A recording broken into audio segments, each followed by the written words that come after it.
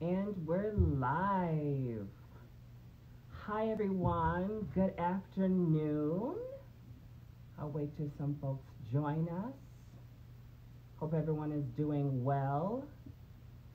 Thank you for joining us for our conversation of Pride in the Outdoors with Pearl from RuPaul's Drag Race. I see she's going to be joining us here in a minute.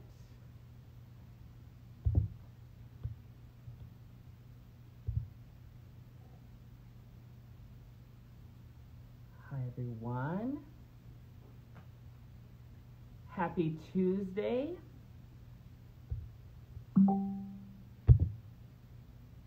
Happy Tuesday, everyone. Happy Tuesday. We're going to be having a great conversation with Pearl this afternoon. She should be here in just a minute. One moment. She's going to be joining us.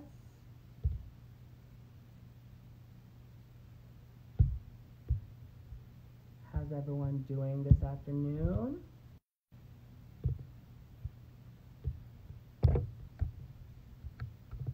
Hi, everyone.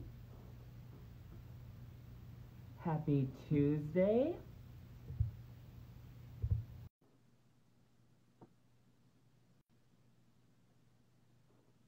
We're going live with Pearl.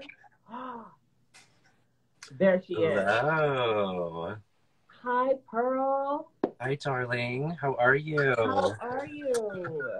So good to see you. It's good to be seen. Happy Tuesday. Thank you so much. Let me put a filter on here. There we go. Do we need filters today? You look absolutely stunning. Girl, it's drag. We got to put a filter on it. I mean, let's be real. I did put on a little paint. I know I was going to be in conversation. You look absolutely stunning, glowing. But you're frozen. Am I frozen? No. Okay. Well, you're frozen, but hey. Hi, everyone. Am I still frozen? Nope, you're not frozen. No. I see you. Am I back? Okay. You're a black screen, but that's okay. Okay, I can see you. Hi, everyone. Hi. Thank you so much for joining us for this conversation with Pearl from RuPaul's Drag Race. I'm the Associate Regional Communications Director here at Sierra Club. I'm also the author of I Have Always Been Me, my brand new memoir that will be released this week with Amazon. You can order that today and support. But today, everyone, Pearl, they're saying they see you. They say you look gorgeous. Okay, great. I can't, like, you're frozen and I'm not wearing my contacts, so I can't even see any comments. So I'm just like Helen Keller out here, but I can hear you and that's what matters. Well, I just want to start this conversation by saying happy Pride. Happy Pride, sis. How are you doing? Sierra Club is hosting this conversation because we believe in the intersectionality of the environmental movement. And we wanted to uplift your work. And I love the work that you do with the environment. And so I just wanted to check in with you and just see how you're doing, how your Pride Month is going. So fill us in on everything that you've been doing. Well, everything is fantastic. I'm just like in a very transitional time in my life where, like drag was obviously such a huge part of my life. And now I'm sort of evolving into being this sort of environmentalist slash, sustainable living sort of alternative lifestylist person, digital person. So yeah, I don't know. We built this tiny house and we're actually leaving in tomorrow to go on a month-long journey to find some land somewhere in the Pacific Northwest to purchase and start a homestead. And I look like this. So let's start there. Tell us about this process of starting a tiny house and living on the road. Tell us about that. Well, it was always just like a curiosity of mine. I don't know, like it's sort of like a child's or like a grown adult's version of building a fort, you know, as a child. Does that make sense? But like on a much larger scale and like way more glamorous. So I don't know, it was always just like this interest. And then with everything with COVID and the shutdown and not making any money, it was kind of like, wow, like this is sort of something that is less of an interest and more of like a necessity, you know, just like I needed to feel a little bit of comfort, a little bit of security, a little bit of ownership in this world, you know, when we were all just feeling like really like we're just questioning everything, not knowing what the hell's going on. So yeah, we decided to just start like investing our money right and put it into something really like special. And yeah, here we are. And how did you come up with the idea to create a tiny home? Did you just arrive at that? Were you wanting to be sustainable and environmentally friendly? Like, how did you get there? I don't know. Like while I was living in New York, I was really kind of like realizing, wow, I don't think I'm as much of like a big city queen as I thought I was. So that was when like my obsession with like tiny homes and van life started, and I was just watching so much YouTube about it like constantly. And then when I moved to California, I kind of thought like, hey, maybe like I'll work for a couple years and then work on a van and like I don't know, do this like drag on the road sort of thing.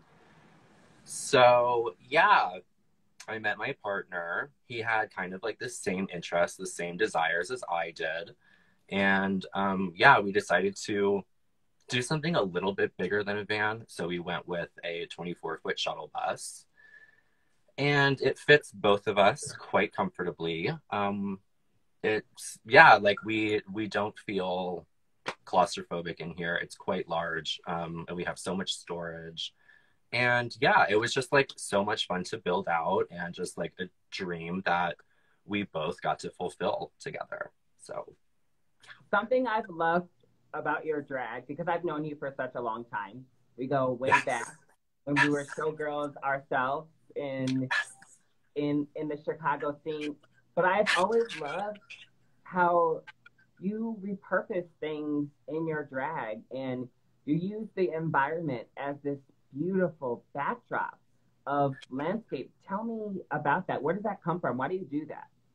Well, I don't know.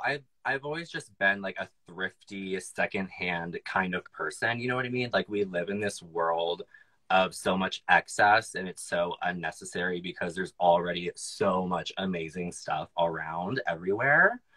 So I don't know. Like when I started doing drag, I was very like thrift store queen, you know, upcycle, blah, blah, blah. And went on Drag Race, started making a little money, started investing in gowns and stuff. And now I'm just kind of like back to where I started, where like drag was way more fun when I was like repurposing stuff. So that's where I'm at with my drag again.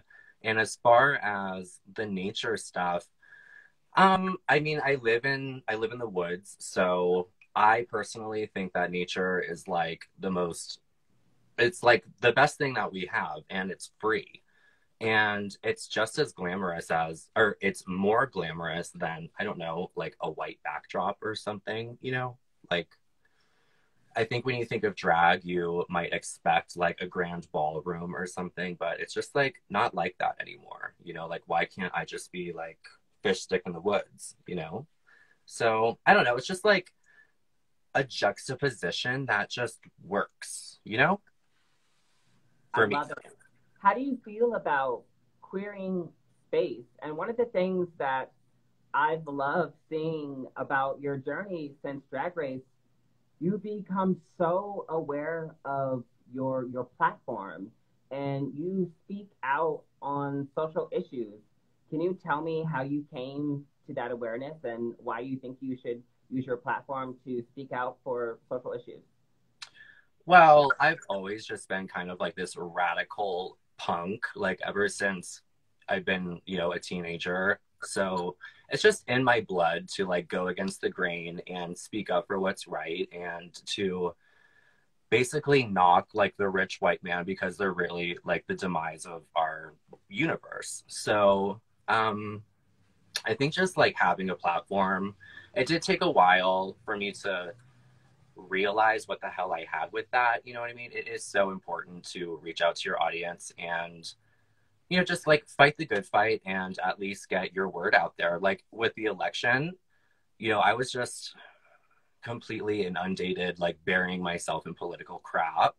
But in like my Instagram was just nothing but like this political landslide. But if I like encouraged any, like a single one of my young audience people or one of my young followers to actually go out and vote, then like that's what it's all about. Like, what the hell else are we doing with all of these followers? You know, it's not just all about being pretty all the time. All the time. Yeah, I think it's been really beautiful to see the way in which you wielded your platform to inspire young people, you know, talking about the Sierra Club, you know, speaking with us today. And one of the things that the Sierra Club focuses on is we want folks to enjoy the outdoors. So how do you plan on enjoying the outdoors with your new tiny home? Well, the world is our oyster, you know, when you live in a house on wheels. So it's kind of inescapable. You know, you can only spend so much of your time in a 200 square foot space. So, you know, girl, you got to just, that's what we're out here for. Just like taking it all in, being outside, living outdoors, you know, and when we have a property, this is really going to be just like kind of where we sleep and keep our stuff. And we'll basically be building like an outdoor living room and an outdoor kitchen and just being one with nature, you know? It's how we were all meant to be, I think. In your tiny house, do you have any kind of sustainable technology? Can you tell me anything about that? Anything to conserve energy or anything solar? Absolutely. Of course we do. This is an off-grid home. So we have, I think, 480 watts of solar up on the roof, which powers a like giant lithium battery, very like sustainable, costs nothing to live off of like the sun. It's crazy. It actually blows my mind. And our water system, we have a 70-gallon water tank, which, you know, we fill and it forces you to be conservative with your water intake and your water usage. Because we're always just like dumping gallons of water down the drain for absolutely no reason. Like, you really only need like this much water to do a sink full of dishes. You know what I mean? But we just stand there and like let water run and run. You know what I mean? It's just like crazy. So we have like a very simple setup that helps us sort of see where we're at with our water. And yeah, it's all good. Can you give us a tour of your space? Oh, is it time for the tour? Let's see what you created there. All right. So let me flip this around. Okay, doll. Ready for this? Oh, so beautiful. Okay, so this is our dash. I don't know if I'm like backing all the way up so you can see this. We see it, we see it, we see it. So this is our dash. These tiles we laid, very gorgeous. This is a little shoe cabinet. Up here is lots of storage. This is the mechanism that opens up our drawer. Ta-da! Back here is a circuit breaker box. Don't ask me what the hell any of these do. I have no idea. And this is where my husband does all the driving because, girl, she drove this once and it was just not the tea. So that's the dash. Very stunning. We like to call it a foyer. Cool, the foyer. Love it. The foyer, mama. Love it. Then we flip around. We have our kitchen. Oh, beautiful. Love the plants. It's so gorgeous. How did you come up with the design and the layout? So basically, you're just working with what you have, and you have Okay. to pick like your main items and kind of figure it out. So we knew that we wanted this refrigerator, and we knew that we wanted this stove and oven, which if you lift this up, we have like a full 3-burner stove and oven under here. Twinkle wants you to show us the triangle they painted. The what? Twinkle wants you to show us the triangle they painted, they said. Oh my God. Amy. So Amy came and she helped me paint these little triangles on the wall, and I believe that one is Amy's. So cool. Thanks, Amy. What are the canisters I see hanging? Okay, so this is like a floating pantry basically, and we put all of our dry goods up here. So every time we go grocery shopping, we eliminate all of the containers that everything comes in. We get rid of all the cardboard boxes, we get rid of like everything so that like it holds everything in like these small spaces. I don't really know what's going on in here, but so yeah, it just like helps to eliminate containers and packaging from like the inside of the space, and you know, we're able to just have like a floating pantry like this. So it's Excellent. very cute. And I just want to remind our viewers and our audience that you did all of this yourself, right? Like Yes. How did you Every go nail. about funding the bus?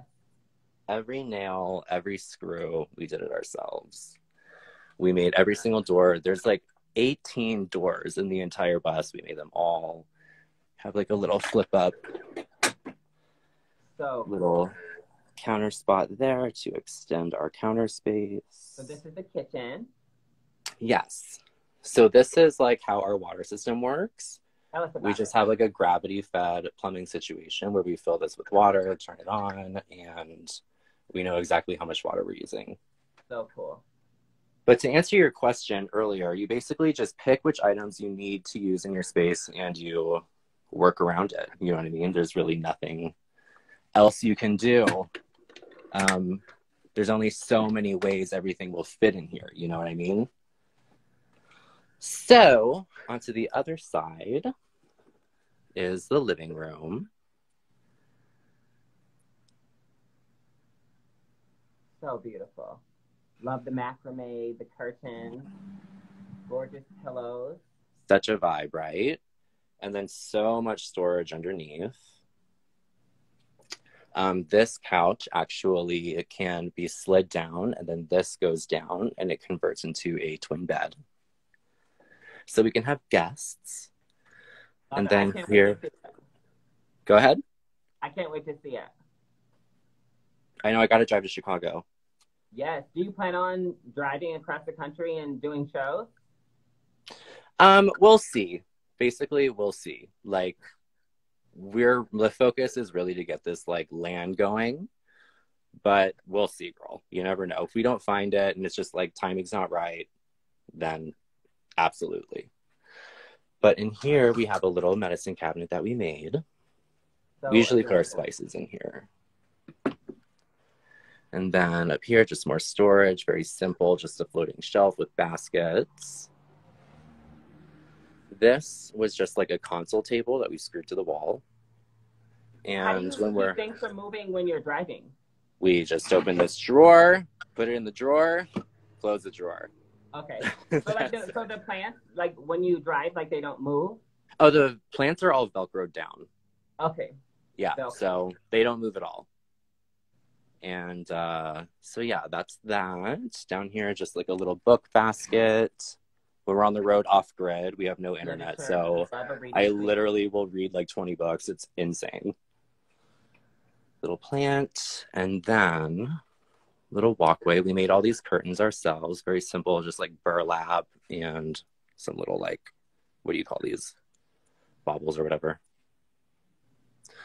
Very cute. So that's the living room. Sorry, I know this is so close. I'm trying to back up so you can see everything. See, it's beautiful. We can see. We're getting Okay. all the bohemian vibes. We're feeling it. People in It's the vibes, chat are honey. saying it's so cool. They love it. They're feeling it. It's an inspiration. They're Vibes, inspired. mama. And so, Okay. and Should we go so to the the bedroom. rest? Should we see the rest? Yes, please. Okay, mama. This is our bedroom. So cute. Wow. Just experiencing the great outdoors through this window, I can Absolutely. imagine. Have you all taken it out yet and traveled? Oh, yeah, girl. We've driven like 1,000 miles in her. We've gone camping. We've done it all. We've seen it all. We took her on a little road test, and oh my God, everything went so smooth. Nothing fell off the wall. Nothing came crashing down. So we were really relieved, very happy about it. Lots of storage up here. That's a projection screen, and we actually can hang a screen right here, and we have little projection screen movie nights. It's so freaking just like such a vibe. It's crazy. Wow. Just like sitting by Lake Arrowhead watching The Land Before Time. Exactly. Watching Jurassic Park in Jurassic Park. Exactly. Yes, I love that. This is our bathroom. Yes, mirror. Vanity. Oh, I love the beautiful crystal. Is Yes. that that's the sink right there, that crystal? Yes, that's the sink and our water container. So we can, just do whatever we need to do at night. And this is a soaking tub. So basically, we just remove this wooden top and we're able to bring in like our shower. That's the shower right there. So we can just bring the hose right in and just use that if we want. But usually we're just showering outside, obviously. Cool, cool, cool. But if it's like windy or something, we want to do it inside, we just get into that and hang up a little curtain. How Little did you source vanity. these materials? What? Oh, she's painted. Yes. Giving face, massage. How did you source these materials? Like that wood looks like so vintage. That graining in that wood. How did you find so many of these materials? Oh, so all the wood is actually just from a lumber yard that's right up the road from us. I would have liked to have reclaimed all the wood, but honestly, that would have turned this project into like a 2-year long like situation. So we just ended up um, buying the wood new. But honestly, stain is amazing. You just throw a stain on wood and that's what it looks like. Yeah. Very fabulous. So we have this little table right here. So when we wake up, we can just have a nice little coffee and look at the view. Little window over here. I urinate out of here at night. Very sustainable. Absolutely. Some folks want to see the outside, and some folks are saying they love our makeup. Is this the bathroom? This is my closet. Yes. Oh, she's got a closet in the bus? Yes. Absolutely. Yes. So we're just using these bins to keep things organized. It's just kind of like having a shelf, And yeah, I mean, this is like bigger than my closet in my house. So that's beautiful. Yeah. And then under the bed, obviously we have tons of storage. Here I can show you. Also storage compartments. Lots of storage under the bed. That's the water tank. Wow. Just the utility of this place is like so fantastic. Thank you.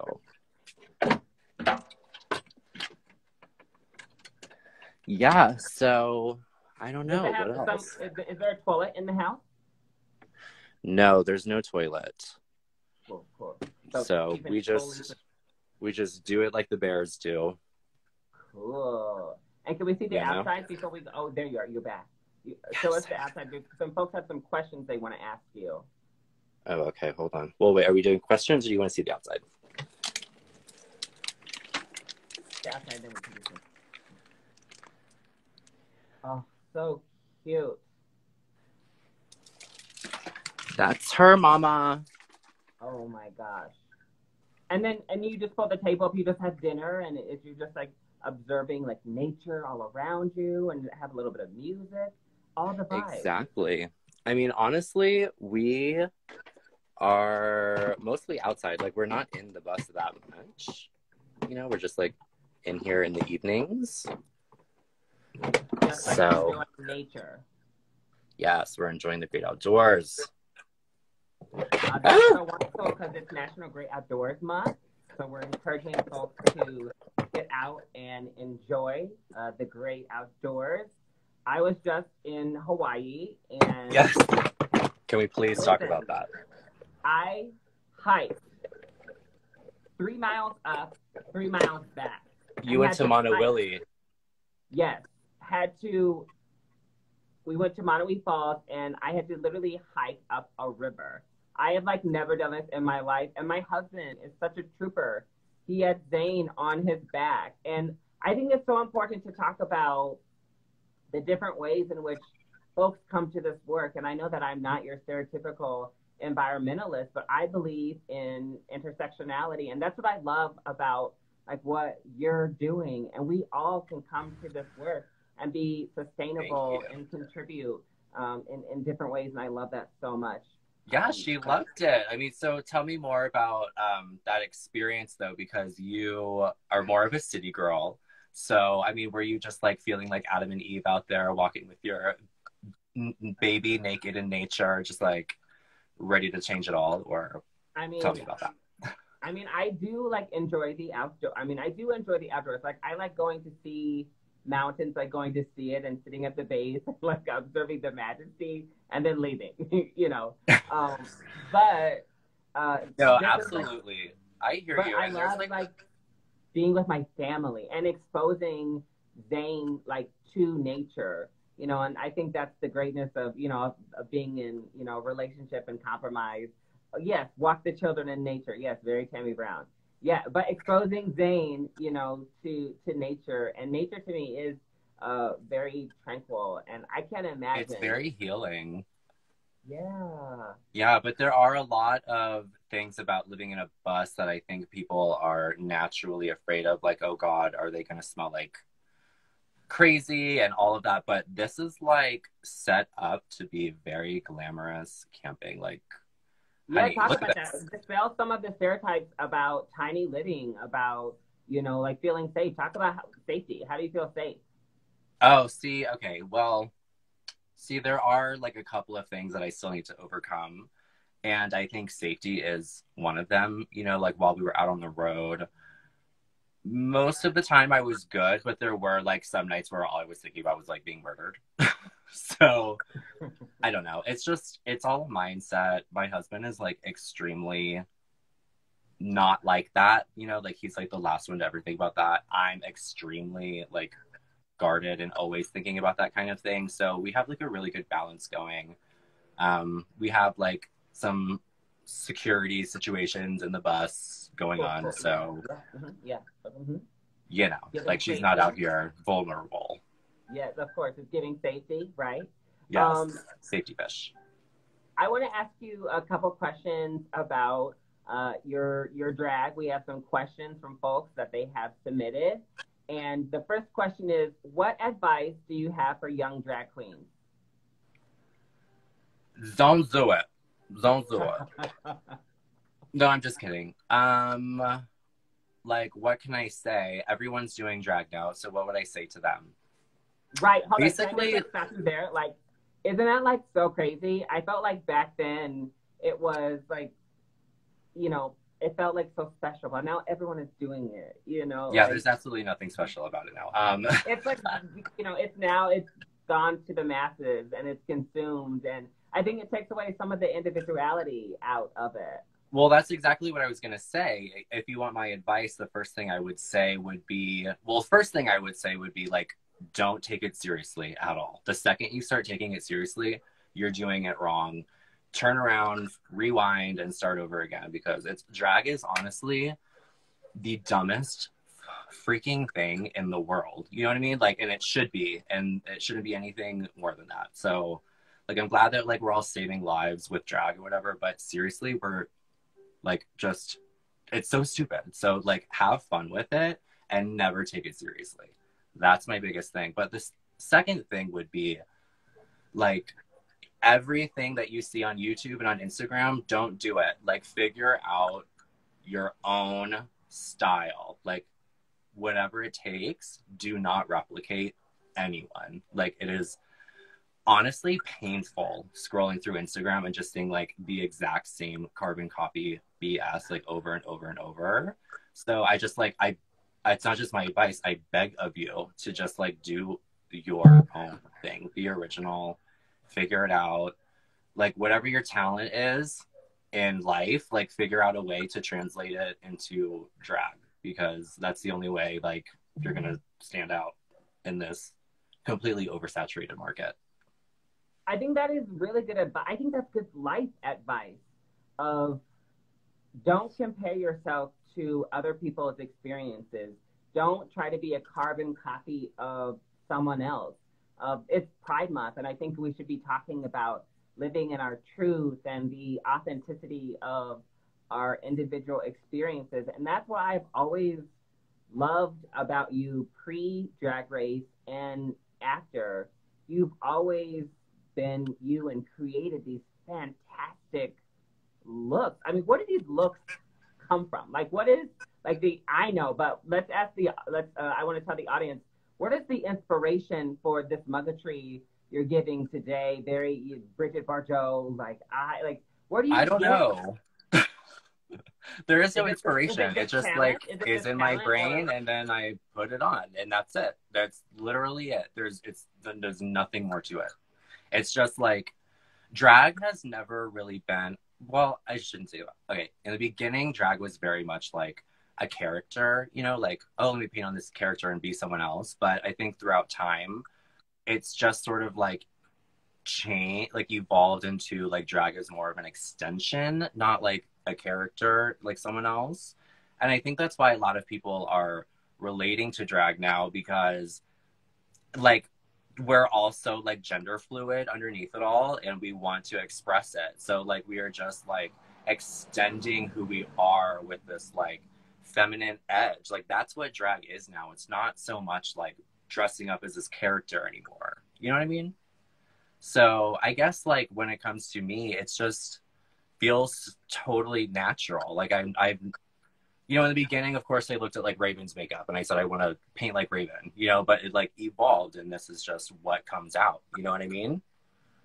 It's just, it is what it is. You know? Does that make sense? we have a couple more questions. How has being on Drag Race affected your mental health?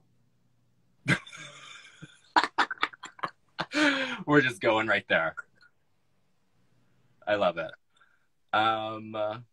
Well, it's been great and it's been terrible, you know? So drag has afforded me like so much experience and like life experience, and that's just like a debt I'll never be able to pay back with Drag Race. I mean, thank you for that. It's been, you know, at the end of the day, I could die tomorrow and I know that like I lived 9 lives. You know what I mean? Because, and a lot of it has to do with going on Drag Race. So happy for that.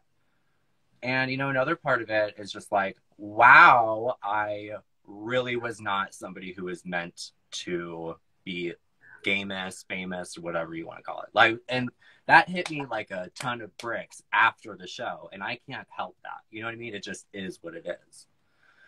So there was just like a lot. It was just like a lot. But at the end of the day, it's done nothing but like provide.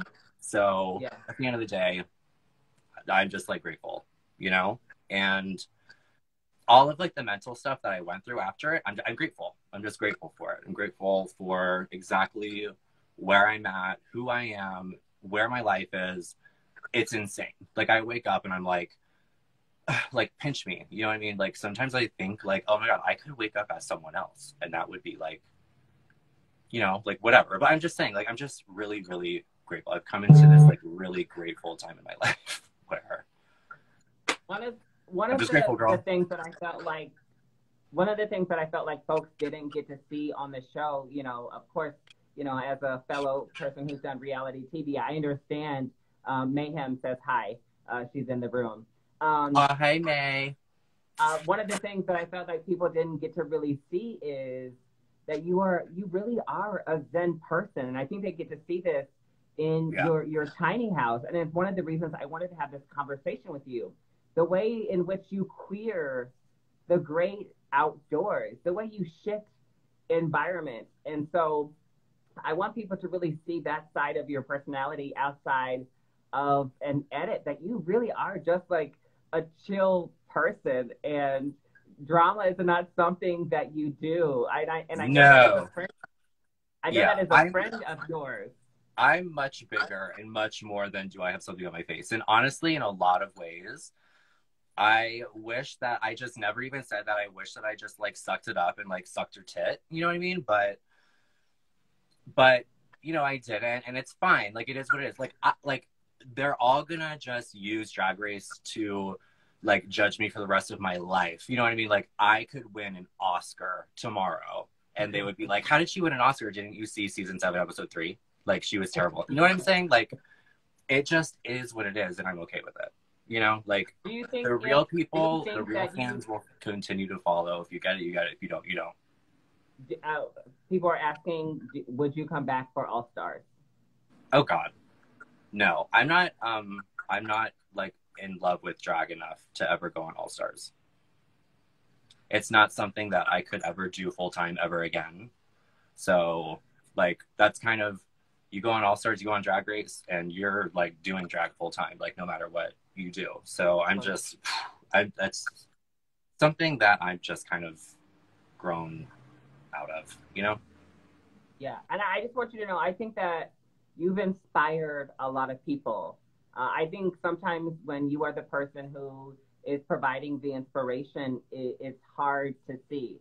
But I think you have inspired a generation of young people to be their most authentic self. And I think that that is so powerful and prolific.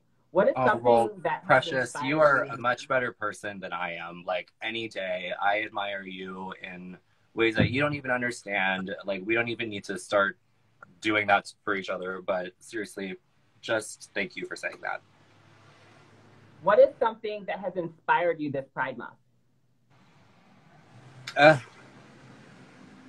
Well, just the importance of being outlandishly gay. You know what I mean? Like on some level, I do wish that like we never were suppressed and we don't have to have a gay pride and we could all just like coexist normally and naturally.